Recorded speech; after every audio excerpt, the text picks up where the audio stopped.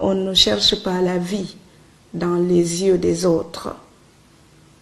Donc les autres, ils te regardent parce qu'aujourd'hui tu es comme un petit bijou qui brille, ils ont envie d'approcher pour regarder.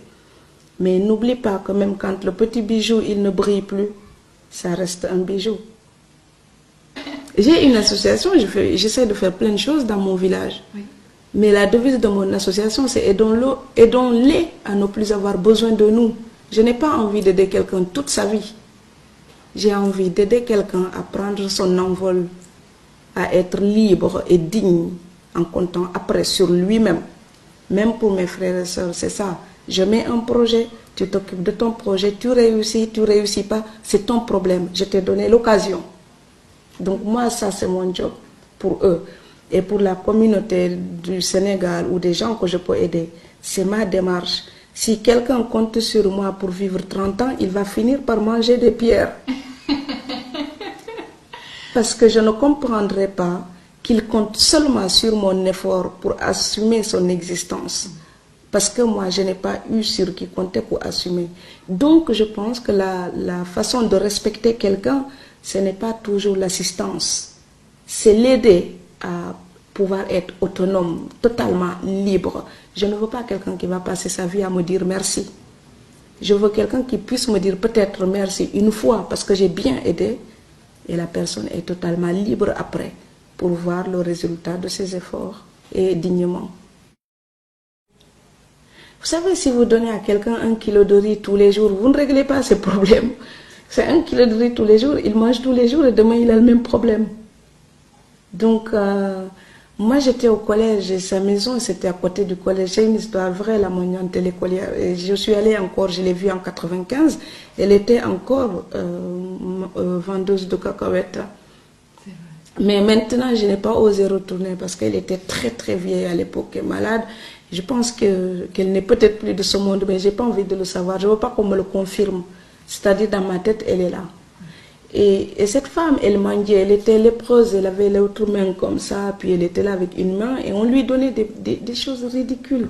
Les gens, ils vont donner ça de riz, ou de mille, ou un petit bout de poisson séché. Ça sauve qui ça? Mais il vaut mieux ne pas le prendre et mourir aujourd'hui. Parce que quand on le prend, demain on sera encore obligé de le demander. Si je sais que je n'aurai pas de quoi manger d'ici 1 an et qu'il faudra toujours que je demande, je préfère mourir de faim cette semaine. Comme ça, je n'aurai pas à demander pendant 1 an. C'est une douleur à moi. Et donc, comme j'avais mon argent de poche de collégienne et que j'avais travaillé, je lui ai donné cet argent. Elle a acheté simplement un sac d'arachide. C'est tout. Il y a le bois, elle l'a, le sel, elle a, l'eau, elle a. Donc, elle faisait les cacahuètes, elle vendait devant l'école. Et à partir de ce moment-là, elle ne mangeait plus du tout. C'est vraiment juste le capital pour acheter un sac d'arachide. C'est tellement, quand on y pense, il faut tellement 3 fois rien pour changer la vie de quelqu'un. Donc, je ne peux pas devenir individualiste. Je ne peux pas devenir individualiste, c'est-à-dire je pense à une façon d'être solidaire, mais responsable. Il y a la solidarité traditionnelle africaine qui était là pour aider les plus démunis entre nous. Maintenant, il faut oser dire qu'elle est devenue aussi trafiquée, elle est tronquée, elle est hypocrite. Vous avez des tas de feignants qui sont là, qui vivent sur le dos des autres comme des saprofites.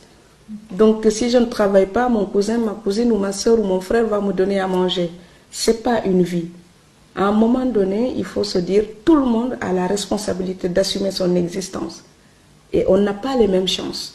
Et ceux qui ont un peu plus de chance, ils doivent aider les autres à pouvoir avancer.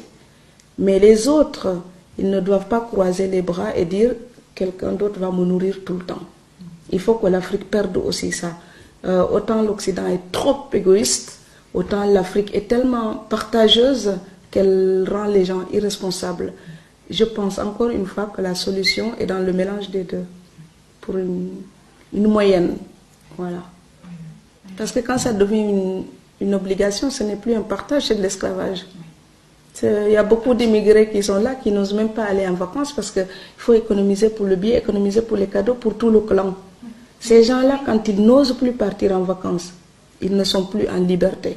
Ils sont pris en otage par un système traditionnel qui fait d'eux des esclaves, qui produisent pour entretenir des gens qui vivent psychologiquement mieux qu'eux. Donc, à un moment donné, il faut aussi que l'immigré soit conscient qu'il est devenu un instrument d'une tradition qui est falsifiée, qui est modernisée pour devenir profiteuse et capitaliste. Cette tradition qui était sociale et humaine, elle se tourne vers le capitalisme. Donc on profite de l'autre pour mieux garder le peu de choses qu'on a. L'immigré ne doit pas accepter ça. D'une manière complètement philosophique, c'est difficile de vivre quand on pleure parce que le compte bancaire, il ne suffit pas pour sucrer une vie. Là, on se rend compte que le véritable problème de l'être humain, il y a le matériel certainement, mais le plus grave, ce n'est pas ça.